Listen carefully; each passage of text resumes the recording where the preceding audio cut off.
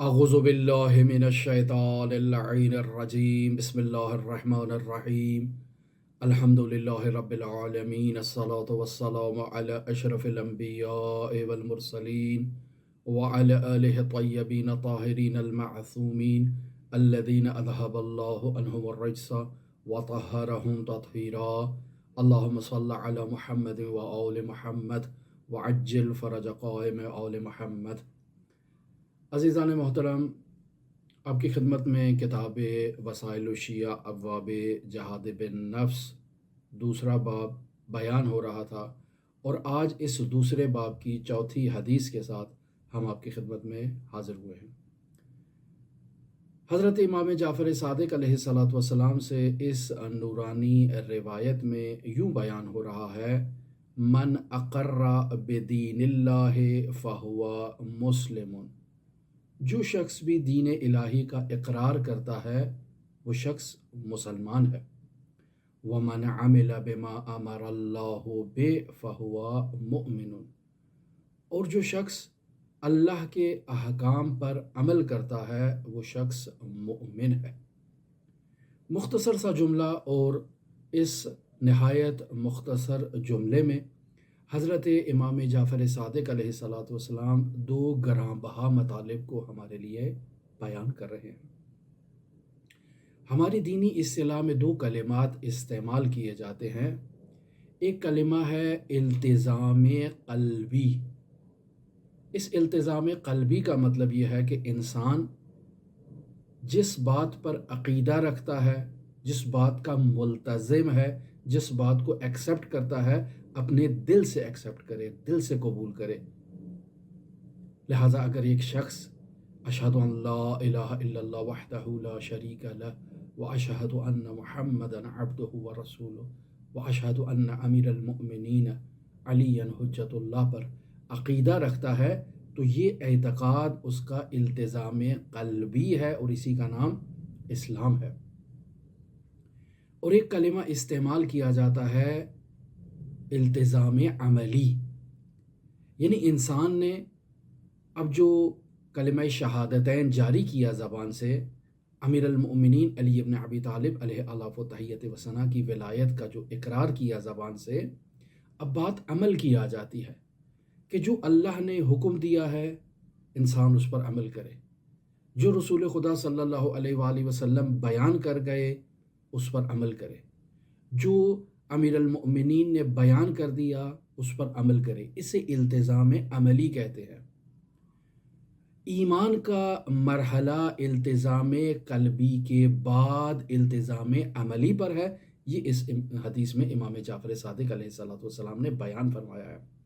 لہذا ارشاد فرماتے ہیں: من اقر بدین اللہ فہو مسلم، جو دین الہی کا اقرار کرتا ہے، زبان سے اقرار کرتا ہے، کلمہ شہادتین جاری کر دیا، اشہد ان لا الہ الا اللہ وحدہ لا شریک لہ واشہد ان محمدا عبدہ ورسولہ واشہد ان امیر المؤمنین علی حجۃ اللہ، یہ زبان سے اقرار کر دیا،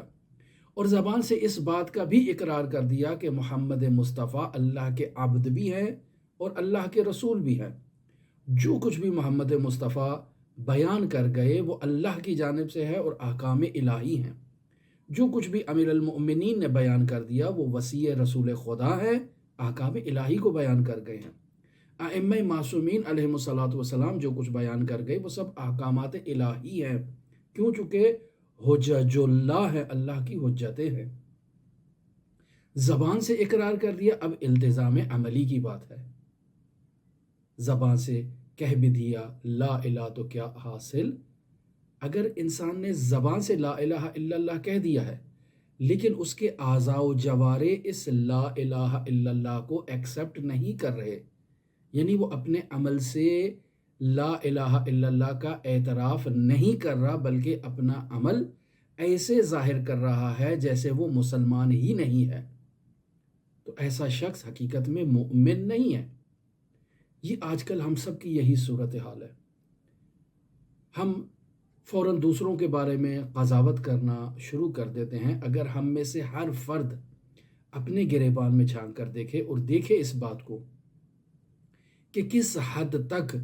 ہم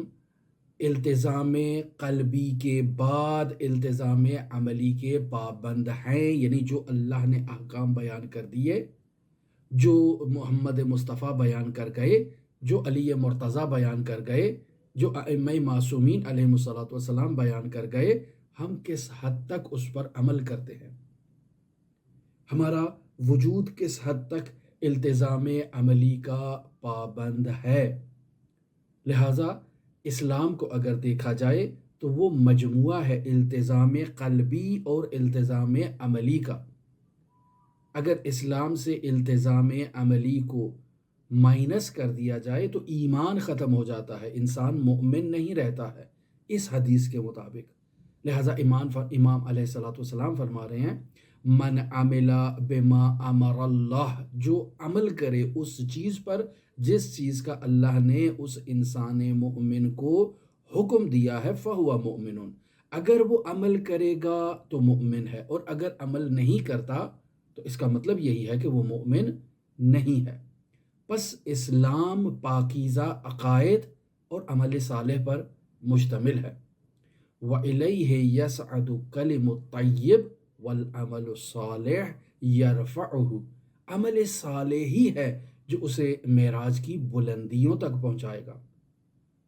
آج اگر معاشرے میں ہم خود کے اندر گرفتاریاں دیکھتے ہیں، خود کے اندر مشکلات دیکھتے ہیں، اپنے خاندان میں مشکلات دیکھتے ہیں، تو اس کی بنیادی وجہ ہمارے اسی التزام قلبی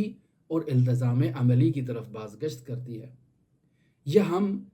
درست عقیدہ نہیں رکھتے ہیں، اسلامی اعتقادات جو ہم نے کل کے درس میں بھی بیان کیا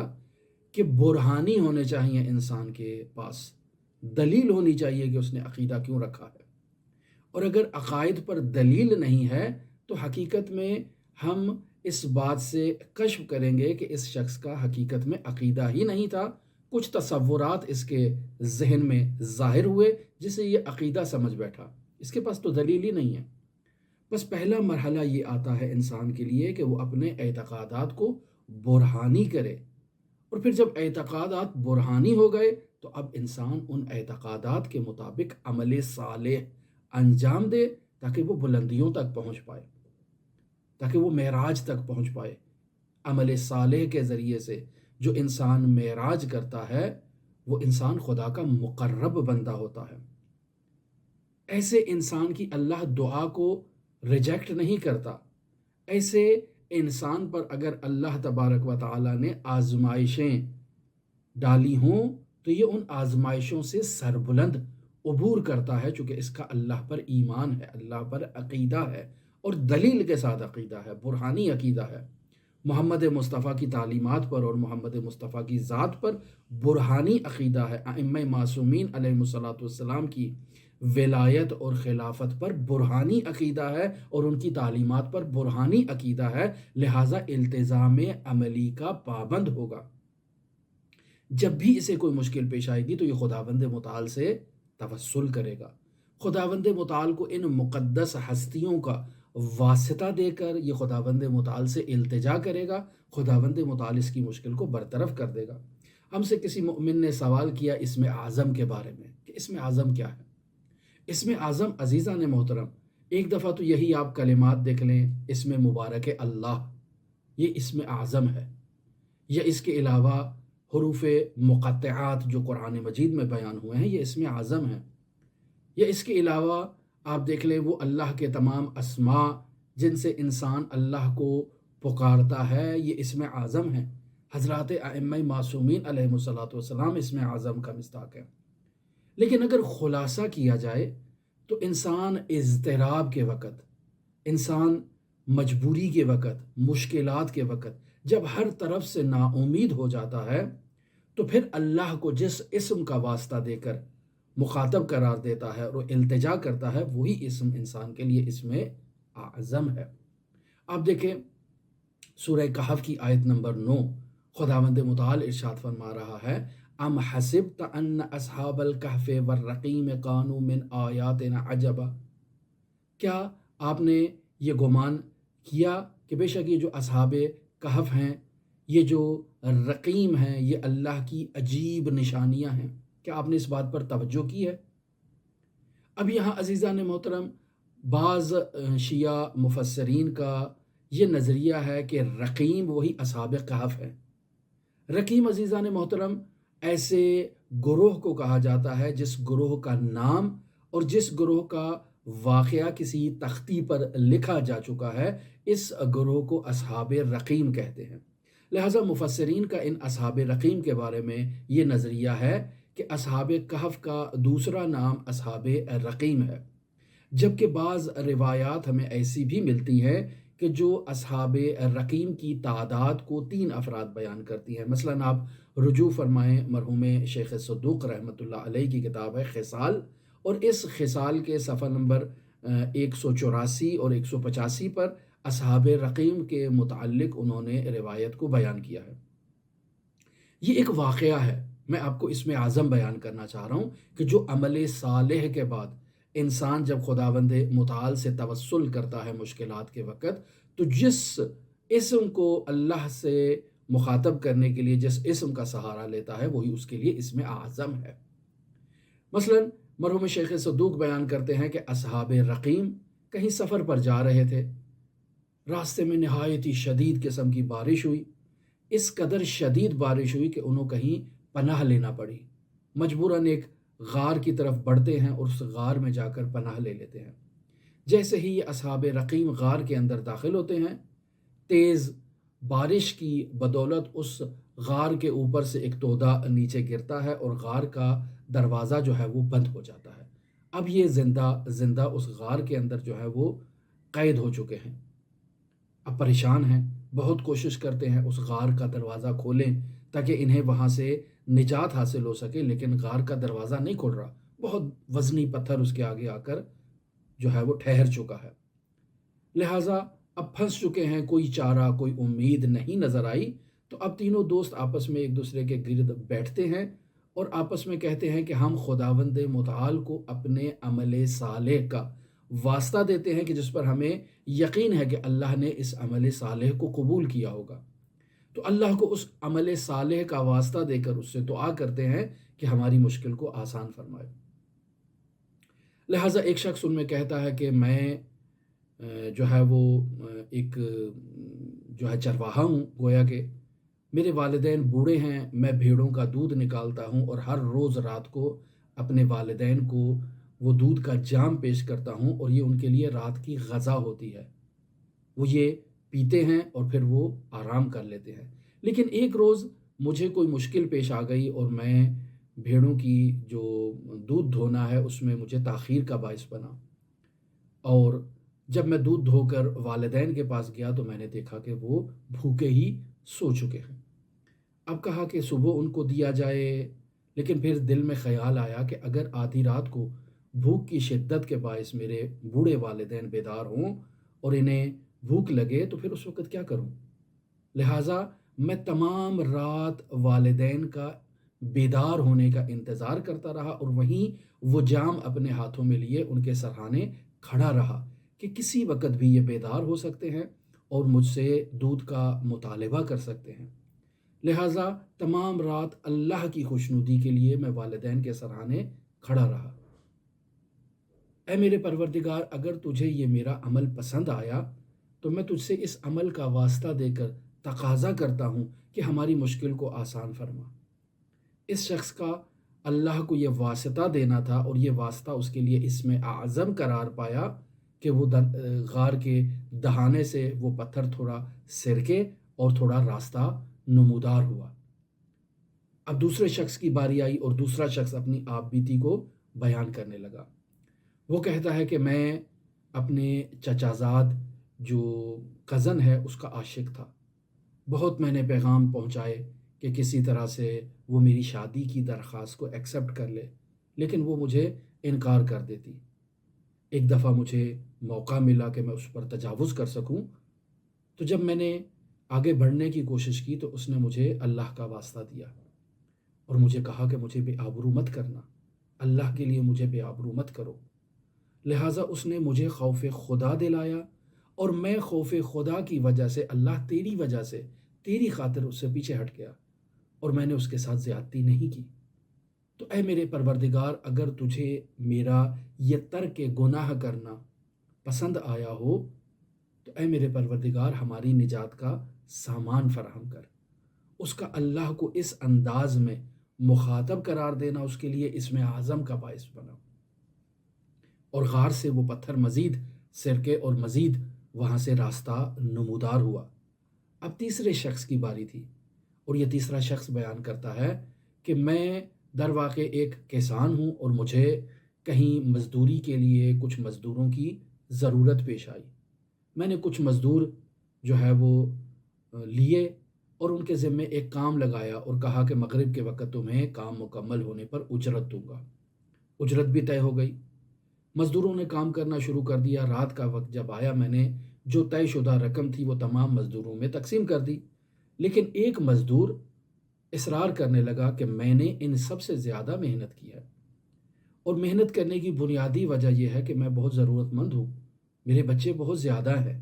میں نے ان سے دگنا کام کیا ہے تاکہ دگنی اجرت کو وصول کر سکوں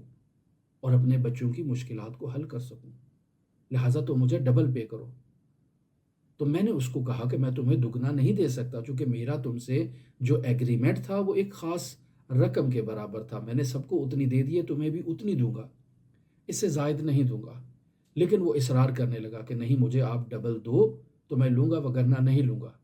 میرے انکار کرنے پر وہ ناراض ہو کر چلا گیا۔ اب اس کی رقم میرے ہاتھ میں تھی اور وہ مجھ سے رقم وصول نہیں کر رہا تھا۔ میں نے اس رقم سے اس کے لیے ایک بھیڑ خریدی تاکہ جب کبھی وہ آئے گا تو میں یہ بھیڑ اس کے حوالے کر دوں گا کہ یہ تمہاری امانت ہے، جو تم نے اس دن اجرت مجھ سے وصول نہیں کی تھی، اس کی جگہ میں نے یہ بھیڑ خریدی ہے۔ لیکن وہ شخص نہیں آیا۔ وہ بھیڑ 1 سے 2، 2 سے 3، 3 سے 4، 5، 10، 15 اور ایک غلے میں تبدیل ہو گئی۔ اب میرے پاس اس مزدور کا اجرت کا ایک غلہ موجود ہے جو ایک بھیڑ سے بڑھتا بڑھتا بڑھتا اب ایک غلے میں تبدیل ہو چکا ہے، لیکن وہ ابھی تک میرے پاس نہیں آیا۔ اور پھر اے میرے پروردگار وہ آیا اور اس نے اپنی مشکلات کے باعث میرے سے رجوع کیا اور اپنی اجرت کا تقاضا کیا۔ تو میں نے اس کو کہا کہ یہ جو غلہ دیکھ رہے ہو نا بھیڑوں کا، یہ سب تمہاری اجرت ہے، اسے لے جاؤ۔ پہلے تو اسے یقین نہیں ہوا، وہ کہنے لگا کیسے ممکن ہے، آپ مجھ سے مذاق کر رہے ہیں؟ کہا نہیں، اصل میں ماجرا یہ ہے کہ اس دن تم ناراض ہو کر چلے گئے تو میں نے ایک بھیڑ خریدی، اس نے بچے جنے اور پھر بڑھتے بڑھتے یہ غلے میں تبدیل ہو گئی ہے، یہ سب تمہارا ہے، لے جاؤ اسے۔ وہ بہت خوش ہوا اور لے گیا۔ تو اے میرے پروردگار، اگر میرا یہ عمل تیری بارگاہ میں محبوب واقعہ ہو تو ہمیں اس مشکل سے نجات عطا کر۔ اس کا یہ تقاضا کرنا تھا کہ اس کا یہ تقاضا خدا کی بارگاہ میں اسم اعظم قرار پایا، اور غار کے آگے سے وہ تمام پتھر سرک گئے اور ہٹ گئے اور ان کے لیے راستہ نمودار ہوا، اور پھر ان کا نام اور ان کی داستان جو ہے وہ ایک لوح پر تحریر کی گئی، جسے اصحاب رقیم کی لوح کے عنوان سے یاد کیا جانے لگا، چونکہ رقیم در واقع اسی تختی کو کہا جاتا ہے جن پر ان افراد کے نام اور ان کا ماجرا اور واقعہ درج ہے۔ تو عزیزان محترم، دیکھیں اللہ پر عقیدہ اور عقیدے کے بعد عمل صالح ہے، یہ عمل صالح نے ان کو اس مشکل سے نجات عطا کی۔ مشکل میں پھنسے، اللہ کو اپنے نیک اعمال کا واسطہ دیا اور اللہ سے التجا کی۔ خداوند متعال کبھی کسی کے عمل صالح کو رائگاں نہیں جانے دیتا، اسی لیے تو بیان ہوا کہ وَإِلَيْهِ يَسْعَدُ كَلِمُ الطَّيِّبُ، کہ اللہ تبارک و تعالیٰ کی ذات کی طرف کلمہ طیب جاتا ہے، وَالْعَمَلُ الصَّالِحُ يَرْفَعُهُ، اور اس پاکیزہ کلمہ طیب عقیدے کو عمل صالح ہی بلند کرتا ہے۔ لہٰذا عزیزان محترم، امام جعفر صادق علیہ الصلوۃ والسلام سے آج جو ہم نے روایت آپ کی خدمت میں نقل کی، حضرت فرماتے ہیں من اقر بدین اللہ فہو مسلم، کہ جو دین الہی کا اقرار کرتا ہے زبان سے، یعنی التزام قلبی رکھتا ہے، اعتقاد رکھتا ہے، اور اس کا اعتقاد برہانی ہے، یہ شخص مسلمان ہے۔ ومن عمل بما امر اللہ بہ، اور وہ شخص کہ جو احکام الہی پر عمل کرتا ہے، یعنی التزام عملی کا پابند ہوتا ہے، عمل صالح انجام دیتا ہے، فہوا مؤمن۔ تو عزیزان محترم، ہمیں دائرہ ایمان میں داخل ہونا ہے، لہٰذا مرحوم آیت اللہ بہجت فرماتے تھے آنچے میدانید زیر پا مگزارید، یعنی جو تمہیں معلوم ہے اسے اپنے پیروں تلے مت روندو، اللہ تمہیں مجہولات کا علم عطا کرے گا۔ اور کل یہ بات بیان ہوئی کہ انسان علم حاصل کرتا ہے، عمل کرتا ہے، تو عمل کے نتیجے میں اس کے ایمان میں اضافہ ہوتا ہے، اور اگر انسان عمل نہیں کرتا تو ایمان میں اضافہ بھی نہیں ہوتا اور اس کا علم بھی اس سے رخصت ہو جاتا ہے۔ یہ برہانی مطلب ہے۔ خداوند متعال ہمیں یہ سعادت نصیب کرے کہ ہم اپنی معلومات کو اپنے پیروں تلے نہ روندیں اور اپنی معلومات پر عمل کریں۔ خداوند متعال انشاءاللہ آپ سب کا حامی و ناصر ہو۔ آپ تمام کے لیے امام علی ابن موسیٰ الرضا علیہ الاف و تحیت و ثنا کی نورانی بارگاہ میں نائب و زیارہ بھی ہیں اور دعا گو بھی ہیں۔ اللہم صلی علی محمد و آل محمد وعجل فرج قائم آل محمد۔